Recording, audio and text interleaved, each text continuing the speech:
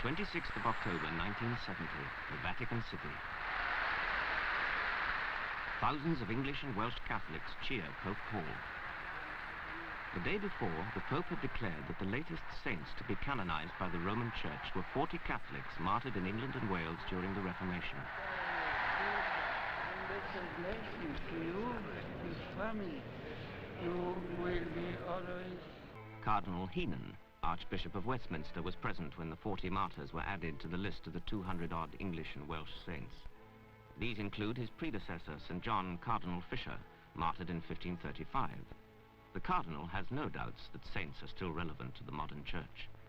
Saints always will be relevant in the church. We need saints probably more now than we ever did before. Canonization, that's something different. Is canonization relevant might be a better question. It's a medieval institution, and we nowadays think of medieval things with a certain amount of contempt. But in fact, it was a very useful thing to have a process by which you decided whether a man was worthy of the title of saint. Because they didn't have this process, until recently there were all sorts of people claiming to be saints who may not even have existed. That's why the church had to clean up the calendar. Now, if you want to understand the meaning of canonization, you have to understand what we mean by a posthumous award. You give a man a George Cross or a Victoria Cross, although he's dead. Can't do him any good, doesn't bring him back. What's the point? Well, it gives great consolation to his widow and to the orphans. They realize that the fellow countrymen of their hero appreciate what he's done. And secondly, it means that there is a hero put there for imitation. And that's really the object of canonization of the saints. The Union Jack flying over this Roman street commemorates 10 of the latest batch of martyr saints. They were graduates of the Venerable English College. Since the Reformation, this institution has prepared Englishmen for the Catholic priesthood. The college is fiercely proud of the many early graduates who were martyred. In this part of the college we have two memorials to our martyrs. The window here commemorates our first martyr, Ralph Sherwin, a man from Derbyshire, Exeter College, Oxford. On this picture here we have listed the martyrs of the college, those who were beatified by Pope Pius XI, and those who, though not beatified, are still venerable as martyrs. Among them are the 10 of our students canonized this October, beginning with Ralph Sherwin, our first martyr, then Luke Kirby, John Almond, Henry Morse, David Lewis, John Wall, Henry Walpole, Oliver Palmer, Eustace White, and Robert Setherell, who was the famous poet. Once potential saints faced the savagery of Roman lions. Now it's the remorseless inquiry of Vatican bureaucrats. The Cardinal Prefect is the congregation's chief executive.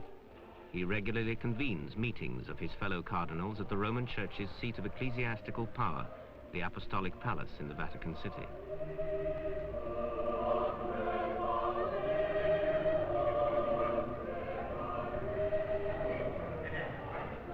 The congregation advises the Pope on the merits of potential saints. This task is undertaken according to the procedures carefully prescribed in the Church's Code of Canon Law. In the first place, candidates must be both Roman Catholic and dead. A living saint might scandalously fall from grace. But when a posthumous cult of veneration springs up, the local bishop must inform the congregation of it.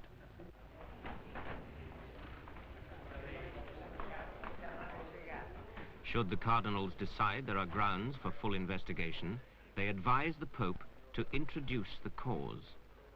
Usually he acts on such advice. The potential saint is now termed a servant of God. There follows a series of trials to determine the legal and theological validity of the cause.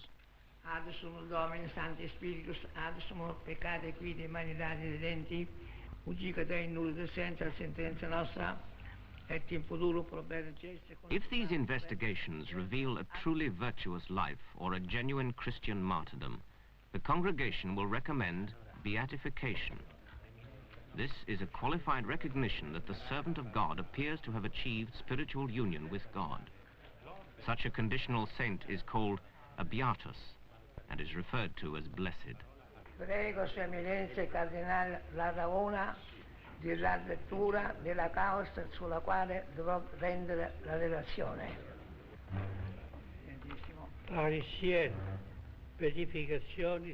After more trials and on a favorable recommendation from the congregation, the Pope can canonize a beatus. This confirms the candidate as a saint, irrevocably and infallibly. But no one knows what the congregation will recommend. It deliberates in secret. It would be the greatest scandal if someone honored for his exemplary Christian behavior was later proved to have a skeleton in his canonized cupboard. The man guarding against this is the promoter of the faith, currently Father Rafael Perez, a Spanish Augustinian friar. He enjoys an ominous nickname. The promoter of the faith is commonly known as the devil's advocate. This name frightens people when they come here to see me, and even when I'm talking to them. They seem to think I should look like the devil, complete with horns and a tail. Father Perez's popular title is not a totally inadequate description of his role. The devil's advocate must argue the case against a cause in the congregation. He is, in fact, a prosecutor of would-be saints.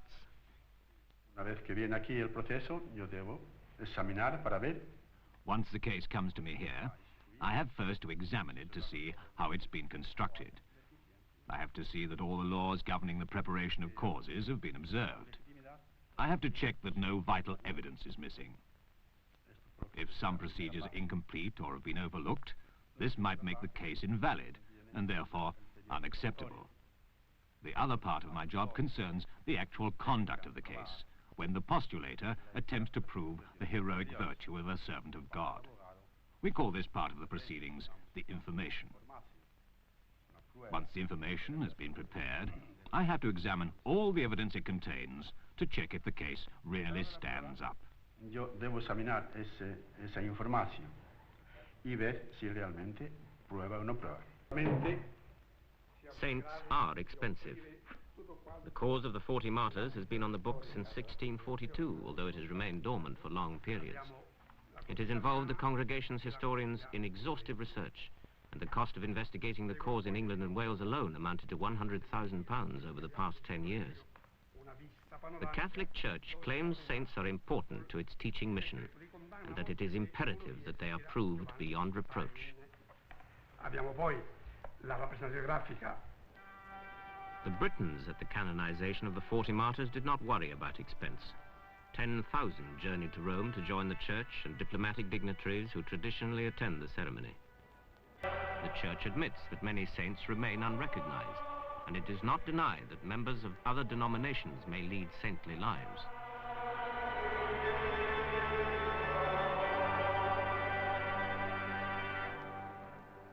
Beatissime Pater, postulat Sancta Mater Ecclesia per sanctitatem vestram, catalogo sanctorum. It is customary for the declaration to be delivered during the solemn Mass of canonization. The Pope makes the pronouncement in response to a request from the prefect of the Congregation for the Causes of Saints. Anglie et Cambrie.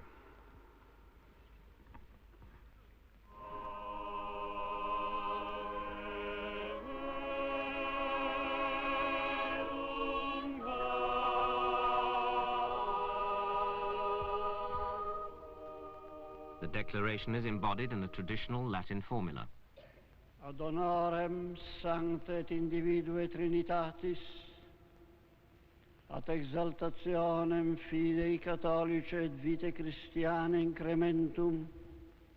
To the glory of the Trinity, for the honor of the universal faith and the advancement of Christian life, by the authority invested in him by Christ and the apostles, and after advice, reflection and prayer, the Pope decrees and defines the 40 blessed martyrs of England and Wales to be saints.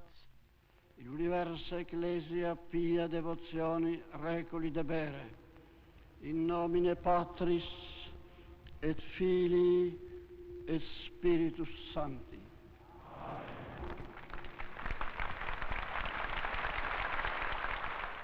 The active response of the congregation may come as a surprise.